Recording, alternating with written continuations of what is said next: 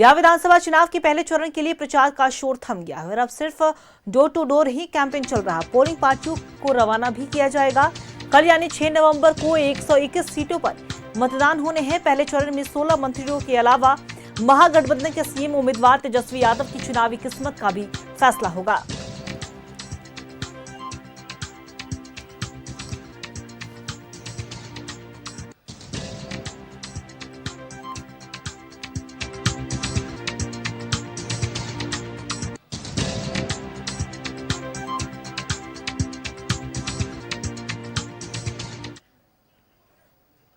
और इसी खबर पे और भी ज्यादा जानकारी देने के लिए हमारे सहयोगी आनंद हमारे साथ लाइव बने हुए उनका रुख करेंगे।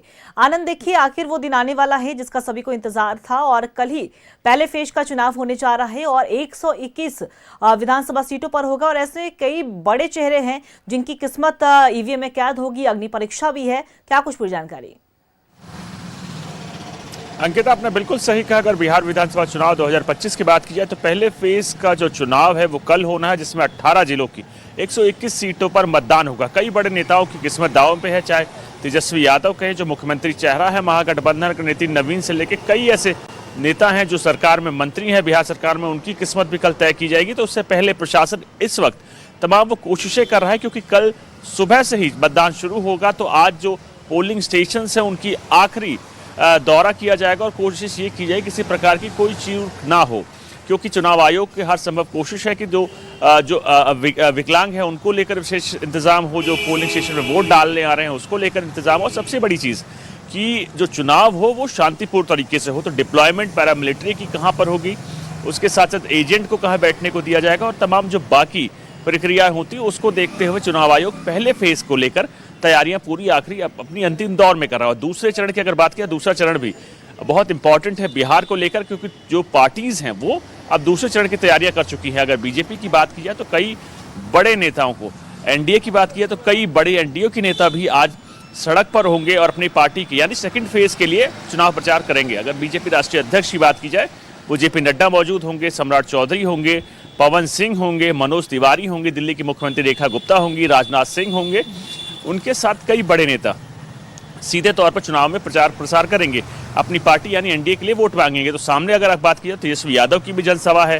अब इस रण में सीधे तौर पर प्रियंका गांधी की भी एंट्री हो रही है, प्रियंका गांधी की भी आज जनसभा है। तो दोनों ही गुट यानी एनडीए और महागठबंधन दोनों ही सेकंड फेज पर अपना ध्यान केंद्रित कर चुके हैं। लेकिन अगर चुनाव आयोग की बात की जाए, चुनाव आयोग अब अपनी तैयारियों को आखिरी अमली जामा पहना रहा है और कल जब वोटिंग होगी तो उसको पूरी तरह से शांतिपूर्वक तरीके से कराने को लेकर तमाम स्वरूप यानी जो ऑपरेशन ऑफ सेंट्रीज होता है, एसओपी होता है, उस पर काम कर रहा है। और कोशिश ये है कि जो चुनाव हो वो शांतिपूर्वक तरीके से, और जो तमाम गाइडलाइंस दी गई है, चाहे व्हील चेयर की बात हो, चाहे पंखे की बात हो, चाहे पीने के पानी की बात हो, तो आखिरी इंस्पेक्शन करने को लेकर चुनाव आयोग के आला अधिकारी और जो मजिस्ट्रेट की जिसकी डिप्लॉयमेंट की गई है वो अपना आखिरी इंस्पेक्शन कर रहे हैं। जी देखिए बिल्कुल, और साफ तौर पर दिग्गजों की किस्मत तो ईवीएम में कैद होगी ही आनंद, और बड़े चेहरे की किस्मत जो है वो दांव पर लगी हुई है। लेकिन चुनाव आयोग की आपने बात की तो चुनाव आयोग के लिए भी एक बड़ी चुनौती है। बिहार जैसे क्षेत्र में इस बार 2 चरण में इस बार विधानसभा चुनाव हो रहे हैं और पहले ही फेज में 121 विधानसभा सीटों पर चुनाव होंगे। तो कैसी तैयारियां रहेगी, क्योंकि कल पोलिंग पार्टियों को भी रवाना किया जाना है? अंकिता, सबसे पहले कि 121 विधानसभा पे सीटों पर वोटिंग होगी और उसको लेकर तैयारियां पूरी कर ली है चुनाव आयोग ने।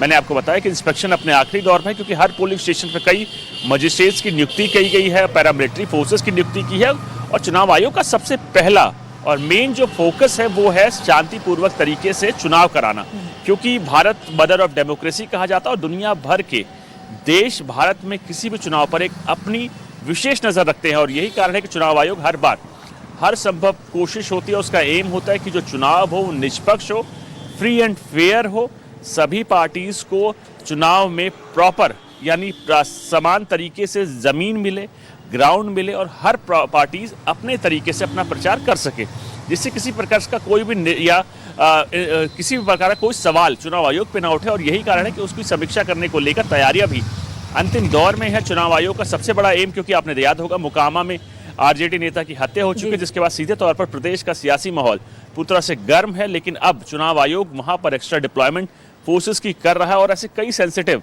बूथ हैं जहां पर डिप्लॉयमेंट पैरामिलिट्री की बढ़ा दी गई है, बिहार पुलिस है उसकी बढ़ा दी गई है, और उसके साथ साथ जो मजिस्ट्रेट हैं जो डिप्लॉय किए गए हैं चुनाव आयोग के जरिए, वो उन्होंने सीसीटीवी की निगरानी बढ़ा दी है और इंस्पेक्शन लगातार पुलिस के आला अधिकारी कर रहे हैं। क्योंकि आपको याद होगा जैसे ही आचार संहिता लगती है तो लॉ एंड ऑर्डर पूरी तरह से चुनाव आयोग के हाथ में होता है और तमाम अधिकारी लायबल होते हैं चुनाव आयोग को। यही कारण है कि चुनाव आयोग हर संभव कोशिश कर रहा है कि जो चुनाव हो वो पूरी तरह से प्रॉपर तरीके से हो, शांतिपूर्वक हो और किसी भी पार्टी को सवाल उठाने का मौका ना दिया जाए। यही कारण है कि अच्छी खासी डिप्लॉयमेंट पैरामिलिट्री की गई है और जो सेकंड फेज है उसके बाद ये तमाम जो पैरामिलिट्री है उसकी डिप्लॉयमेंट सेकंड फेज में की जाएगी। लेकिन अभी जो सेंसिटिव जोन है, जो एक्स्ट्रा सेंसिटिव जोन है, वहाँ पर डिप्लॉयमेंट बढ़ाई जा रही है। जो डेंजरस जोन है वहाँ पर डिप्लॉयमेंट बढ़ाई जा रही है। कोशिश ये है, सबसे बड़ा एम, कि शांतिपूर्वक तरीके से काम हो और उसके साथ साथ जो चुनाव आयोग का जो एम है, क्योंकि बिहार आपको समझना होगा, बिहार अब पहले वाला बिहार नहीं है। बिहार की बैसाखी पर दिल्ली है और दिल्ली की जो सरकार है उसको इस चीज़ की अहमियत पता है, यानी इंपॉर्टेंस पता है। यही कारण है कि पूरी एनडीए अपनी पूरी ताकत के साथ, यानी कई ऐसे नेता हैं, यानी विधायक स्तर तक के नेता हैं जो कि दिल्ली से बुलाए गए हैं, ड्यूटी लगाई गई है, पंजाब से बुलाए गए हैं, उत्तर प्रदेश से बुलाए गए, अलग अलग प्रदेशों से बुलाए गए हैं और उनकी ड्यूटी एक एक विधानसभा में रखी गई है।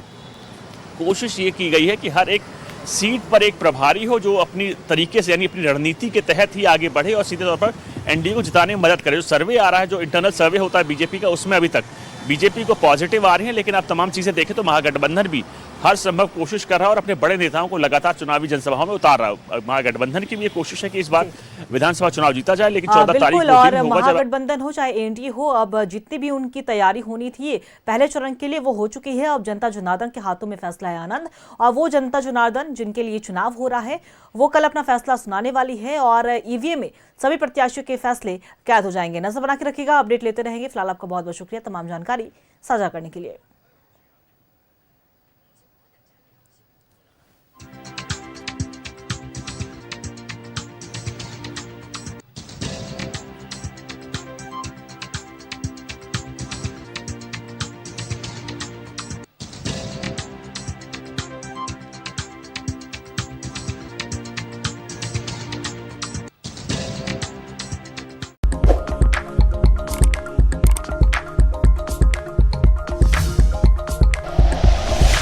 Like and share videos, subscribe करें हमारा चैनल और प्रेस करें बेल आइकॉन। न्यूज़ 11 भारत, सच है तो दिखेगा।